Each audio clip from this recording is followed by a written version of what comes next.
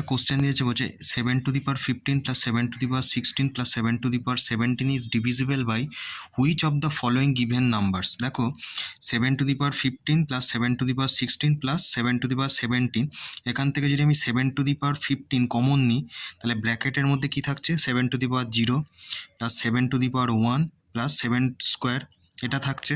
এবার 7² মানে কত 49, 7^1 মানে কত 7, আর 7^0 মানে 1। এবার এই যে তিনটে যোগ করি আমার কি আসছে 7^15 × 57। আর 57কে আমি কিভাবে ভাঙতে পারি 19 × 3, 3 19 = 57। তার মানে দেখো 3 এখানে কি বলেছে divisible by which of the following given numbers. দেখো 3 এখানে আছে, তাহলে 3 দিয়ে তো আমি কাটতেই পারি পুরোটাকে, মানে অপশানে এটাই এর কারেক্ট অ্যান্সার হবে। অনেক সময় যদি 3 না থাকে তাহলে 7 দিয়ে কাটতে পারি বা 19 দিয়ে কাটতে পারি।